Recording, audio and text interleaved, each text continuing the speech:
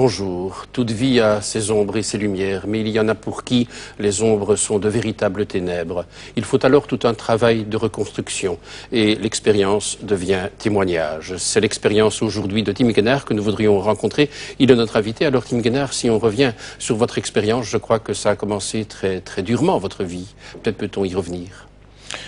J'étais abandonné tout petit. Ma mère m'a attaché sur un poteau au bord de la route et mon père m'a récupéré et mon père buvait beaucoup.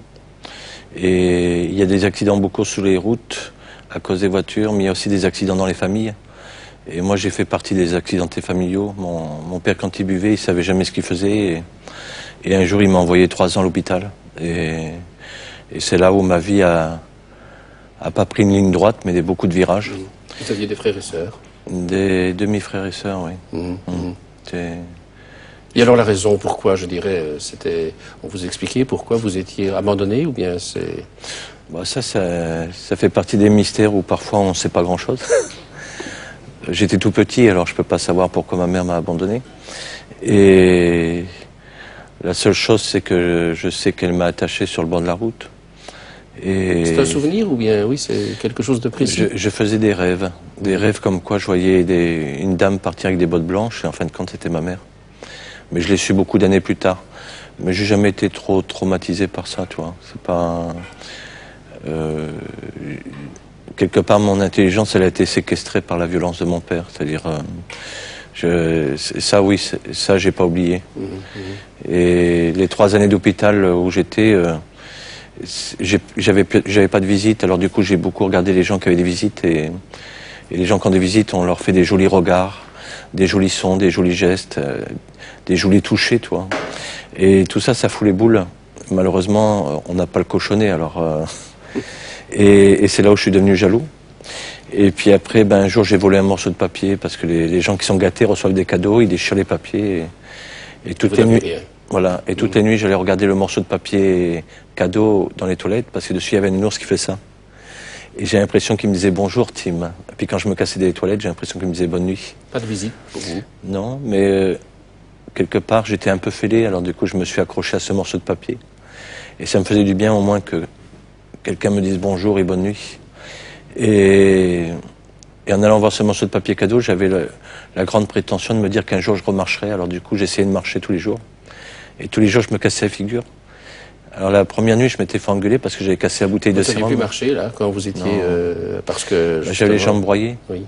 Les jambes broyées, j'avais une oreille explosée, des coups de couteau un peu partout. Bon, tous les... On vous a mis aussi, avant l'hôpital, vous disiez dans certains de vos livres, dans la niche du chien, je crois. Ouais, non, ça c'est différent. C'est moi qui la choisissais. En plus. Parce que mon père mes parents me mettaient une bassine dehors, tu sais, que mes frères et sœurs se lavaient à l'intérieur au chaud. Puis moi, comme j'étais un peu le bâtard de la famille, on mettait la bassine dehors et je devais me laver dehors. Et puis on m'oubliait volontairement. Et ce qui était super, c'est que le chien, la nuit, il était sympa, il me partageait la niche avec lui. Puis c'était en fin de compte celui qui a été gentil avec moi. Mon premier miroir, c'était les yeux du chien, tu vois. Et il s'appelait comme moi, sale bâtard, tu vois. Alors... tu vois, ça m'a jamais blessé pour la raison que j'aimais m'appeler comme un chien, surtout un chien gentil. Ben oui. Et alors on revient peut-être à cette histoire du papier, là, justement, à l'hôpital. Le papier cadeau, toutes les nuits j'allais le regarder, et puis il y avait des jours je rêvais que mon père passe dans une machine à laver, parce que quand tu es petit, tu aimes gommer les tâches de ceux que tu aimes, et puis un jour, tu n'as plus envie de gommer. Et j'ai grandi avec le rêve que je remarcherais un jour et que j'irais tuer mon père. C'est pour ça que mon livre s'appelle Plus fort que la haine, mais avant d'être plus fort que la haine, quelque part je me suis accroché à la haine. Et c'est devenu ma famille, en fin de compte, la haine. Et je dis bien heureux ceux qui ont de la haine, parce que la haine c'est un sac à dos qui peut être très lourd. C'est terrible de dire ça quand même, non? Non, parce que tu sais, si tu as un père et une mère, s'ils sont gentils, quand ça va pas, tu fais un câlin. Si t'as pas de père et une mère, tu fais un câlin au Big Boss. Mais si t'as ni père ni mère et que tu connais pas le Big Boss, moi je dis heureux. Le Big Boss, on en parlera, c'est Dieu pour vous, hein. Bon. Ouais, tout le monde a un surnom quand on aime quelqu'un. Voilà, oui, tout à fait. Bon, moi je lui donne un surnom, tu vois. Oui. Et ce qui est super, c'est que moi je me suis accroché à la haine, et la haine c'était un sac à dos, tu vois. Et pourquoi c'est bien de s'accrocher à la haine? Parce que tu t'accroches à rien dans la vie tu risques de te flinguer, tu vois, ou de te suicider, n'importe quoi, tu vois. Et pour vivre, parfois, il faut s'accrocher à n'importe quoi. Et moi, je me suis accroché à la haine. Ça a débouché alors sur la violence? La haine, c'était un sac à dos, mais tu peux le déposer un jour. Et puis un jour, tu peux avoir la prétention de prendre un sac qui est plus léger, qui s'appelle l'envie de vivre, tu vois, le goût de vivre, c'est comme moi j'appelle l'espérance, tu vois. Vous l'avez porté longtemps, ce sac à dos que vous appelez la haine? Ouais, assez longtemps, ouais. Ça faisait quoi alors? Ça faisait beaucoup de délinquance, beaucoup de violence, c'était tout cela? Ah ben, c'est obligé, parce que je suis allé à l'assistance publique, là on mettait les enfants en ligne et les gens choisissaient les enfants. Alors les enfants qui sont beaux, ben, ils gagnent des papas et des mamans, et puis toi tu rêves d'être un enfant d'occasion, mais ça marche pas, tu sais. Hein. C'était jusque-là votre expérience? Ouais, ça craint, comme on dit. Tu sais, moi je rêvais de rouler en amour. Il y en a qui rêvent de rouler en voiture, moi je rêvais de rouler en amour. Et puis un jour j'ai chialé parce que j'ai pas gagné de papa et de maman, et on m'a foutu une paire de tartes, tu vois, pour que j'arrête de pleurer. Puis après on m'a acheté un brodo au visage et on m'a dit chiale, tu pisseras un coup de moins.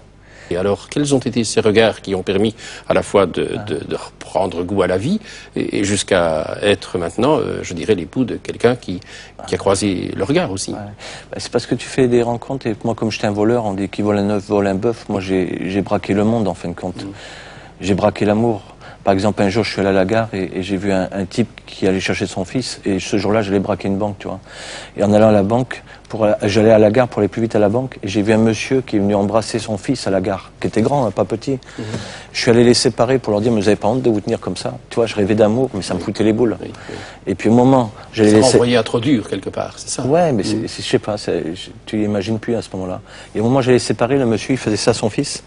Il a regardé son fils comme une œuvre d'art, puis il a dit, je suis fier de toi.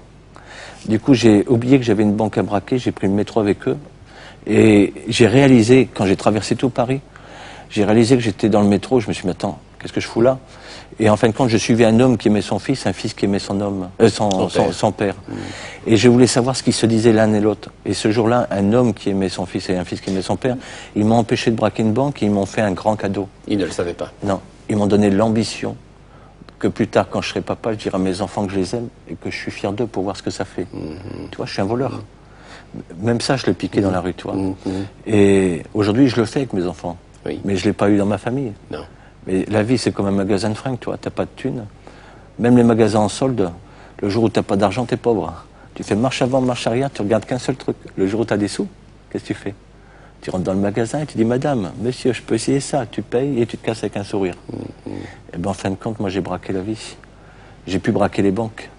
Tu vois, c'est ça. Et c'est ces gens-là qui, sans le savoir, monsieur et madame tout le monde, si toi tu fais du beau dans la rue, il y a un gars tordu comme moi qui passe, et il va te regarder, il va te mater. Et tu vas devenir comme un feu stop. Et il va te piquer tout ce que tu as de beau chez toi, et il va l'essayer en cachette. Et c'est comme ça que des gens, qui ont la tête rabaissée, un jour vont se redresser, tu vois. Et pour être redressé, il y a quelqu'un, votre épouse, qui vous a regardé, dans un contexte bien précis aussi, c'était dans une communauté ou un groupe en tout cas. Comment ça s'est passé exactement? Ben, pas seulement mon épouse. J'ai eu un handicapé qui m'a regardé comme un con un jour, toi. Ça aurait été quelqu'un de normal, j'aurais foutu un coup de boule. Mais j'avais un code d'honneur, je touchais pas aux handicapés. Il m'a regardé comme ça, puis il m'a dit, tu t'appelles comment? J'ai dit mon prénom, puis il m'a regardé comme ça. Il m'a mis la main sur le cœur, puis il m'a dit, t'es gentil, toi. Après, il m'a pris par le bras, il m'a dit, tu viens manger avec nous? J'ai pas eu le temps de lui dire non, qu'il m'a installé à table. Et à la fin du repas, il est venu mettre ma tête sur l'épaule, puis il a dit, tu viens voir Jésus avec moi? Et moi, comme un con, j'ai dit, oui, tu sais pourquoi? Parce que la journée, je travaillais avec un Portugais qui s'appelait Jésus. Du coup, s'il m'avait dit, tu viens voir Dieu, j'aurais dit, casse-toi. M'emmerde pas avec tes conneries. Mais comme il a parlé de Jésus, pas comme un chrétien constipé, mais comme un chrétien vivant, du coup, il en parlait comme d'un ami, tu vois. Du coup, moi, je me suis pas méfié. C'est comme ça que j'ai fait ma rencontre avec les chrétiens. J'ai vu qu'il y avait des chrétiens pas constipés. Et là, j'ai eu la chance de rencontrer un bon prêtre. Et ce bon prêtre, un jour, des gens lui ont dit, il faut plus voir ce garçon, c'est un mauvais garçon, c'est un chef de bande. Et puis comme il était sourd, il fait, comment? Du coup, les gens, ils ont parlé plus fort. Du coup, j'ai tout entendu. Et je pensais que le prêtre, il allait me dire qu'il voulait plus me voir. Oui. Il m'a pris la main, il m'a montré où il mettait la clé. Et j'étais jaloux de tous les chrétiens qui rentraient par les portes de devant. Pendant 3 ans, en fin de compte, j'étais le seul qui avait la clé. Mais je le savais même pas. Et tu vois, ce type-là, il m'a regardé plus joliment que moi, j'étais capable de me regarder.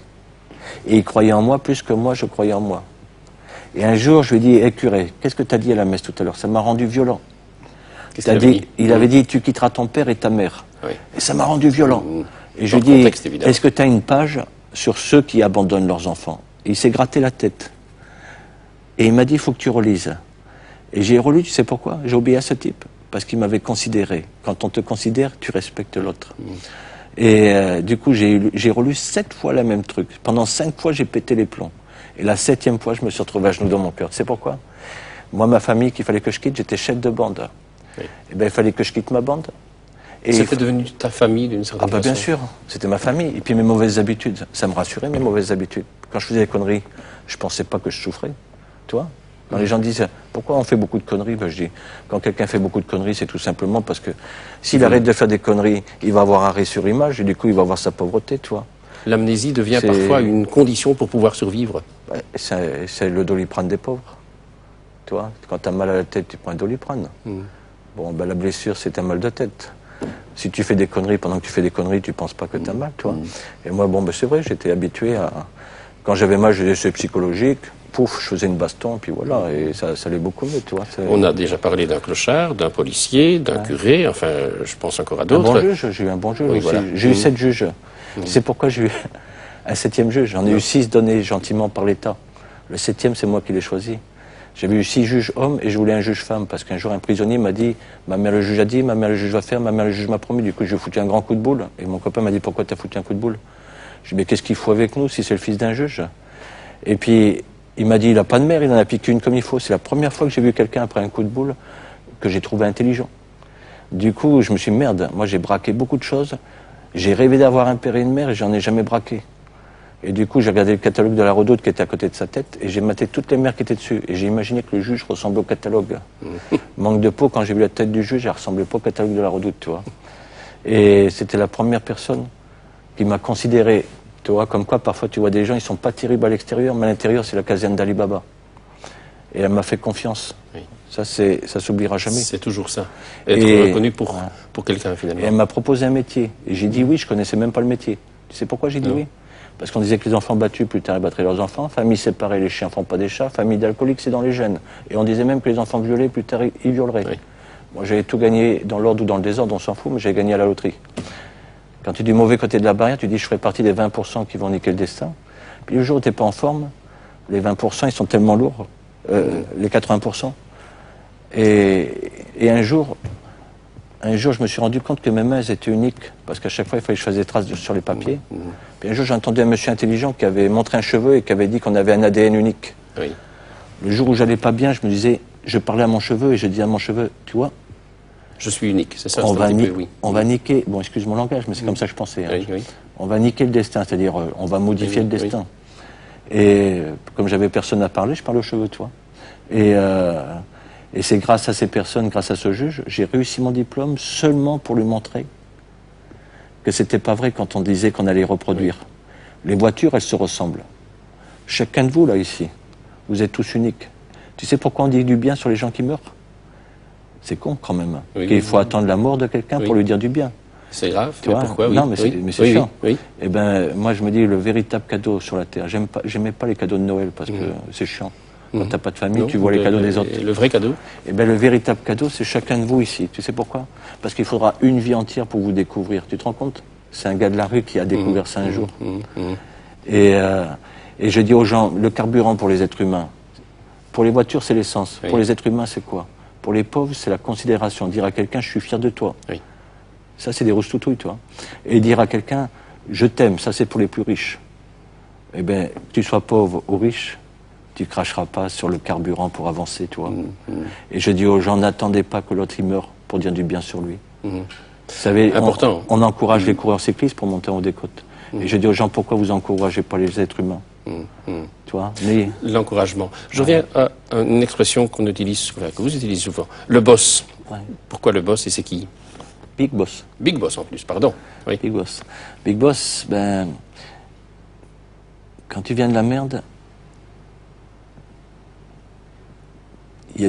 on serait un menteur de dire que notre vie, elle n'est pas caressée par des gens. Il y a des gens qui froissent ton cœur, mais il y a d'autres personnes qui repassent ton cœur.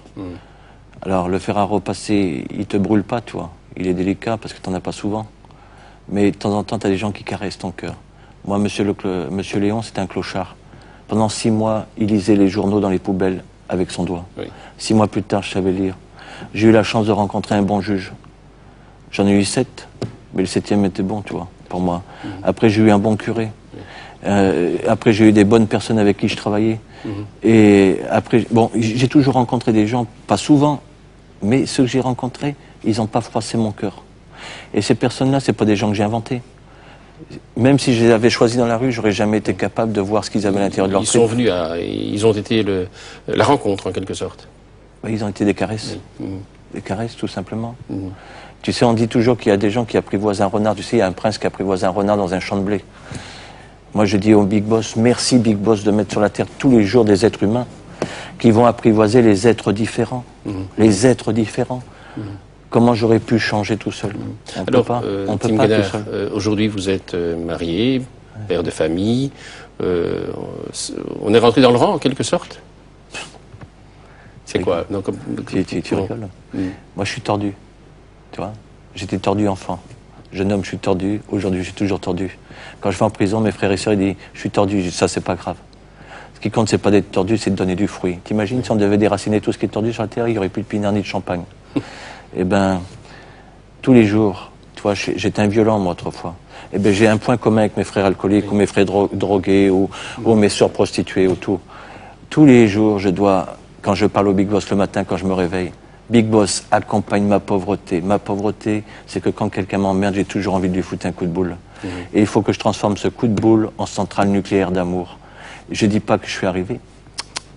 Et tous les soirs, je remercie le Big Boss d'avoir été délicat avec ma pauvreté. Et du coup, les gens pensent que je suis gentil maintenant, que je suis plus méchant. C'est pas vrai. À l'extérieur, je suis gentil. À l'intérieur, c'est une centrale nucléaire.